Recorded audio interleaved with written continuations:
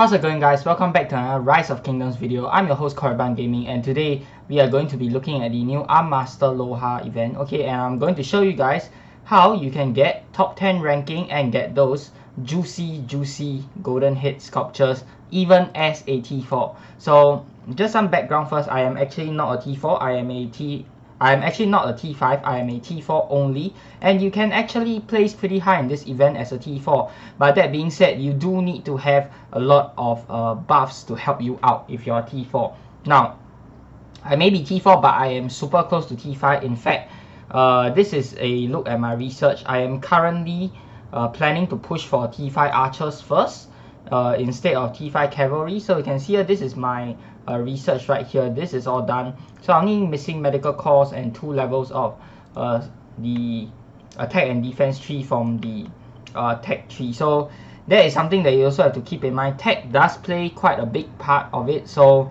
if your tech is bad, then you're not going to be able to do as well. Of course, if you're a T5, then your tech should be maxed out, and that shouldn't be a problem for you. But I don't think T5s were a real problem for this event. This guide is more targeted towards the T4 players. So you need to activate all of your buffs. By that I mean you want a 5% troop attack buff if you're free to play. If you're pay to win, you can consider getting the 10% troop attack, though I don't really think it's necessary. 50% army expansion, this is a definite must. Then you want to use the scout buff, of course, which gives you 3% attack, and the best possible rune for this is the rune of fire, because it gives you a grand total of 14% on your stats. Okay, so you want as much stats as possible. Next up, you want to look at is this commander. Okay, many people actually miss this out, but you want to set the right commanders here. Okay, I've chosen to give Minamoto, which is the main commander I'm using, damage to barbarians, extra 5% damage, and Cao Cao, which is the secondary commander I'm using, and that gives extra 2% stats, which really helps. Okay, so next thing you want to talk about is, of course, the commanders that you want to be using. Okay, so what kind of commanders you want to be using? You obviously want to be using any commanders that are good for barbarians, but keep in mind that this event you cannot heal. Okay, so many people actually missed out the first part on the first day, which was what happened to me. Okay, you can see I cannot receive any healing, so no point trying to tank it out. Don't use Lohar, don't use Richard, all that. It's not going to work, and you're just going to waste it. So since you can't heal, you obviously want to burst down the Armsmaster Lohar in as short of amount of time as possible, so that you can outlast it for many battles. Okay, so next thing you want to look at is the skill tree for your commander guide. Obviously the talent tree for the commanders are very important. Now your commanders, the best pair is actually Genghis Khan Minamoto, but unfortunately I do not have a maxed Genghis Khan, so I'm going to have to settle for a Minamoto Cao Cao. Okay, that being said, both my Minamoto and my Cao Cao is maxed out, so I do have that bit of advantage there. But of course, Genghis Khan will work better if you have a max Genghis Khan, max Minamoto. That is going to give you the best results. But I'm just trying to work with what I have here. Okay, so the talent tree for Minamoto, or for when you want to do this, okay, this is the talent tree that you want to use. Okay, so you want to take every single point on the skill tree, including Naked Rage, because you just want to burst them down as quickly as possible. Latent Power, definitely you want to take from Minamoto for more damage, and you want to take Domination and Killer Instinct on the Peacekeeping tree for maximum damage on the Armsmaster Lohar. And then this is how you will build your cavalry tree. Okay, so this one is 2 points only because you don't have enough stat points already, and of course you want a level 60 commander, because if not, you're not getting all of the talent points, you're also not getting all of the the maximum number of troops that you can bring. That being said, I'm also VIP 14, which gives me a 5% troop capacity. That's not too important. You don't need to be VIP 14. You can still do it with a 50% expansion even without VIP 14. Okay, so I've also gotten the Duke buff for this for this event. The best buff obviously will be the King's buff, but then the King's buff, it gives the most stats, 15% to attack and defense, I believe. But you know, not everybody can have a King's buff. Very little people actually will get the King's buff. So you're going to have to settle for something less, which will be the Duke buff or the justice buff, and that will work fine as well. So work with what you have and you will still be able to do pretty well for this event.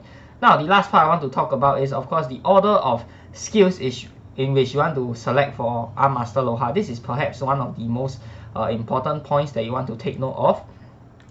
Okay, so the first skill that you want to pick for Armsmaster Lohar, let's take a look here, is Thrill of Battle. Okay, you want to pick Thrill of Battle first.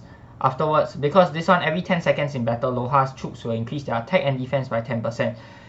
Lohar, you're trying to kill him within 10 seconds, so this skill wouldn't take effect at all. If you can kill him in 10 seconds, then this skill is completely useless. Next up, Wheel of Battle. When Lohar's troop units are reduced to 10%, after 10 seconds, immediately heal to 30% troop units. If he's below 10% health, obviously you don't want to drag out the battle for another 10 seconds, and if you do, you are probably not going to do very well against him. So there's that. Reinforced Armor. Every 10 seconds, Lohar's troops gains a shield. Damage factor 1000 for 5 seconds. When the shield is active, incoming normal attack damage is reduced by 20%. Again, this is every 10 seconds. So you want to take all those skills that takes like every 10 seconds. And then if you kill him within 10 seconds, then none of these skills will be effective at all. Fourth skill you want to go for, Iron Resolve. Troops led by Lohar have a 100% chance to gain 200 rage whenever attacked, and troops led by you will also gain 50 rage. Okay, so this one, he will get a little bit more rage, but at the same time, so will you. So that is a good thing to know. Okay, after this, what do I want to pick? Let's see. Master of the Bow. Okay, let's pick Master of the Bow here. I'm actually referring to notes on my table. If you guys are wondering why I'm looking down. Okay, so the next one is where was I? Oh yeah, Iron Resolve. Okay, next one after Iron Resolve will be Rapid Regeneration. Whenever attack, Lohar's troops have a 10% chance to heal troop units by 1% in the next 10 seconds, continuously heal troop units. Again, this is only a 10% chance. It's quite RNG dependent, but if you're lucky, you know, that probably won't happen to you, so that's fine. And then the next one that you want to do is after Rapid Regeneration will be Armor of Thorns. Increases defense of all troops led by Lohar by 10% and increases counter attack damage by 50%. Okay, so you're mostly relying on skill damage, and counter attack damage only comes into play when you are using your normal attacks. So it's totally fine to pick up that skill. Okay, counter attack damage shouldn't affect your Minamoto that much. Okay, since you're mostly relying on skill damage. Okay, and then afterwards you want to pick Master of the Bow, and this one can cause your troops to become disarmed. Normal attacks disabled for 2 seconds. This one works really well with this skill. Okay, because if you are disarmed, then this Armor of Thorns won't take effect that often. If you're disarmed, you're not using your normal attacks, which means the counter attack extra 50% damage won't come into play, and that is really, really good. Oh man, he healed that. Okay, let us continue challenging it and see how far I can get. Hopefully you can beat my previous score. My previous score, I was doing everything exactly the same, except for the fact that I used a different skill tree. So let's see if we get a better skill tree here. Alright, let's just scout something for that buff. Okay, I don't want to scout my allies or anything. Let's scout an enemy flag or city or something. Let's scout this. Yeah, we don't really have to let the scout go through, that's fine. We just want to refresh the scouting buff, you know. Alright, so after Master of the Bow, you want to pick Poisoned Arrows. Okay, Poisoned Arrows. And let us finish this first. Boy, now it's taking a bit longer than usual. Of course, it'll be ideal if you can get into an alliance with maximum technology, so that you can, you know, get as many buffs as possible. And of course, that being said, you also want to be on alliance territory. It's general good practice to, you know, port right to the side of the alliance territory, just so that more resource nodes can spawn on your alliance territory. But for this event, you want to spawn right in the middle. You want to teleport right in the middle of your alliance territory, so that no matter where the Lohar gets summoned, you will still be fighting on your alliance territory and be getting the maximum buffs from it. So you can see here, this alliance that I'm in currently, they have all of their war tech to the max and all of their territory tech to the max, and that will really give you a big boost to doing this event. Okay, so we are doing quite well right now. Let us continue. And this event does take out a lot of AP. If you can, try to do it in one one try, and then like for the rest of, so that you don't have to keep wasting AP. You get 3 chances a day, and this event lasts for 3 days. So yeah, 3-day event, and you get 3 chances each day. That's a total of 9 chances. You don't need to use 9 chances, just do 1 times good 1, and then you are set to, you know, ace the event. Alright, so now let us see how far we can get. So the last part, the previous one, I think I got all the way to stage level 10, the first one, or was it level 9, the last one? I can't remember. So I didn't manage to go all the way because I am not T5.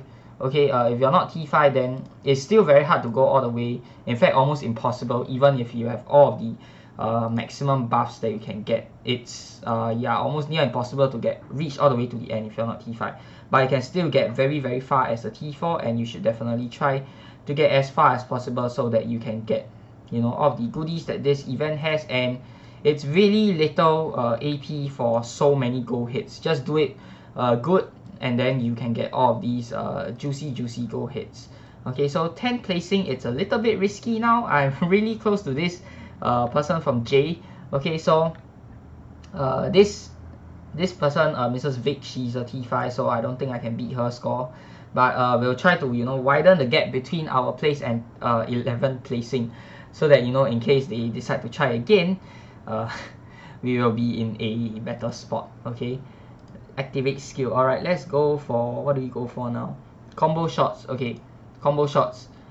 Your last one should be Thrill of Battle. Okay, because Thrill of Battle is the one that you really don't want to take, and I'll explain why.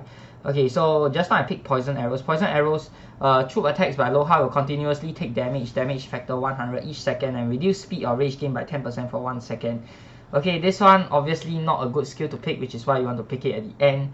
And then combo shots. Lohar's active skill is powered up to combo shots. Whenever using lethal shot, there's a 50% chance to use lethal shot, again to a maximum of 5 times. This is exactly the same as Genghis Khan's last skill, except he has a 50% chance to use it again, you know, up to a maximum of 5 times. So this is like a broken version of Genghis Khan's expertise skill, but for Lohar instead, you know. And there is some RNG involved for this regarding all of these skills, about the 10% chance, the 50% chance, whether you get unlucky enough for them to proc, all that sort of stuff. But you know, that's why some people may want to try more than once if you get a really unlucky run, but it's very hard to tell, and it's very hard to get a near flawless run. So that being said, if you have the AP to spare, you're not in the middle of KVK, you're not pushing for any event or any city skin, you can go ahead and spend your AP on this. Of course, being inside the Lost Kingdom is even better because you get all of the additional buffs from the Lost Kingdom. You get your Circle buffs, your Heron buffs, you get your what other buffs do you get? Crusader Fort buff, you get your pre-KVK buff, which my kingdom managed to come in first, so we get all damage plus 3%. That really helps for this as well. And yeah, so this is basically all of the buffs you can. Okay, so now my count points is 250,000. My high score just now was 265k, right? Yeah, I think this is not such a good run. Don't think you can beat my previous score. Yeah, it's going to be really hard. I think this is probably where I'm going to stop at for this. Yeah, I don't think I can beat my previous score, unfortunately. This is not such a good run, but you know, it's just serves as more of a guide for you guys so that you guys know what to do. Yeah, getting really unlucky with the skill procs there, as you can see from the numbers. And 24k, oh no, we are dropping quite low now. Okay, yeah, looks like this is where we end it. We'll just let this march die off. Let's see how far I can get, and then we'll see our high score from there. Okay, so not doing very well. Yeah, this match is definitely gonna die off, not going to make it, but we'll just let him die off and see what's our final score.